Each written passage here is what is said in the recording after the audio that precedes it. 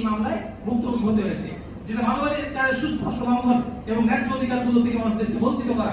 এমনি ভাবে যখন এই জেলখানার মধ্যে আপনার বন্দী করা হয়, এই জেলখানার অন্যান্য নাগরিকদেরকে, অন্যান্য আসামিরা যে সকল সুযোগ সুবিধা ভোগ করে থাকেন, আমরা দেখেছি জেলখানার মধ্যে যাদেরকে এই সন্ত্রাসবাদ নামক এই অ্যান্টি টেররিজম অ্যাক্ট, সন্ত্রাস বিরোধী আইনের আওতায় যাদেরকে বন্দী করা হতো, বিশেষ করে যারা দাঁড়িয়ে বা ইসলামিক কোনো চিন্তা ভাবনার সাথে যারা নামাজ পড়তেন, যারা একটু সমাজে আল্লাহকে ভয় করতেন, এমন ব্যক্তিদেরকে যাচাই করে বাছাই করে তাদেরকে গ্রেফতার করা হয়েছিল। এবং নিউজে এসেছে যে তারা একজন ব্যক্তিকে গ্রেফতার করার পরে, মানে গ্রেফতার করবে উদ্ভিদে আছে, পাচ্ছে না, হঠাৎ করে দেখবো যে ওখানে ঈশার নামাজ, তার মধ্যে নামাজ শেষ হলে তারপর যেই লোকগুলো মসজিদ থেকে বের হবে, এখানে নিশ্চয়ই সেই ব্যক্তিটা আছে।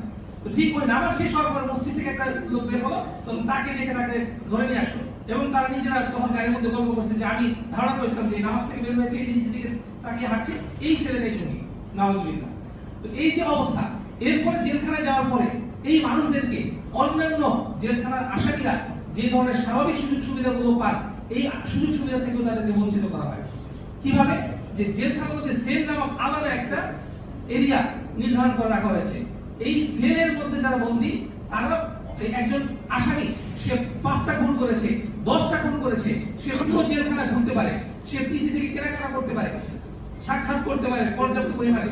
কিন্তু সন্ত্রাস বিরোধী মামলা যারা, তাদের ওই সেলের কিছু খাঁচা আছে, খাঁচা রুম, একটা কাশিমপুর কারাগারে যেটা প্রায় 17টা রুম, এক একটা রুমে সর্বোচ্চ 2 থেকে 3 জন থাকা যায় এবং রুমের মধ্যে বাথরুম।